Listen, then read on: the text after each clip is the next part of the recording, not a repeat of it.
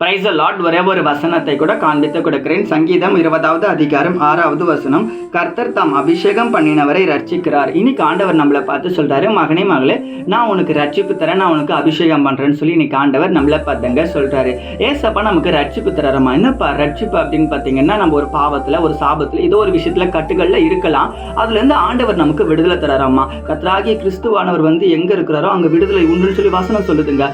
ஏசப்பா விடுதலை செஞ்சு மெய்யாகவே நம்ம விடுதலை ஆகும். அப்ப ஏசப்பாவை ஏற்றுக்கொண்ட பிறகு உங்களுக்கு ரட்சிப்பு இருக்கு, சமாதானம் இருக்கு, விடுதலை இருக்கு, சந்தோஷமான வாழ்க்கை இருக்குங்க. நீங்க வியாதியில மாட்டிட்டு இருக்கலாம், பலவீனமான காரியங்கள் இருக்கலாம், கடன் தொல்லையில இருக்க, உங்க குடும்ப சூழ்நிலை எப்படி வேணா இருக்கலாம். இன்னைக்கு ஒரு பயங்கரமான வியாதியில நீங்க மருத்துவமனையில இருக்கீங்க. இந்த வியாதி என்னை விட்டு போகாத, அந்த நோய் என்னை விட்டு போகாதா, உயிருக்கு நான் போராடிக்கிட்டே இருக்கேன், நான் என்ன பண்றேன் எனக்கு தெரியல, நீங்க நினைக்கலாங்க. ஆண்டவர் ரட்சிக்க உங்களுக்கு தயாரா இருக்காருங்க. ரட்சிப்பை நீங்க பெற்றுக்கொண்டு பரிசுத்தமான ஒரு வாழ்க்கைக்கு ஒப்பு கொடுங்க. ரட்சிப்பு அப்படின்னா பாவமான காரியத்துல இருந்து ரட்சிப்பு இருக்கு, வியாதியில இருந்து உங்களுக்கு ரட்சிப்பு இருக்குங்க. ஒரு விடுதலை ஏசப்பா எனக்கு கொடுக்க போறாருங்க. அன்னைக்கு பெரும்பாலுள்ள ஸ்திரீ அந்த வஸ்திரத்தை தொட்டு அந்த செகண்டை குணம் அடைஞ்சாங்க. நீங்க கூட இன்னைக்கு ஏசப்பா விசுவாசிக்கிறீங்க, அப்பா என் நோயை போகுங்கன்னு சொல்லி பாருங்களேன். இந்த செகண்டை போக நான் விசுவாசிக்கிறேங்க. நீங்க விசுவாசிக்கிறீங்கன்னா ஆமென் போட்டுக்கோங்க. இதே போல வசனங்களுக்கு ஃபாலோ பண்ணுங்க. God bless you. ஆமென்.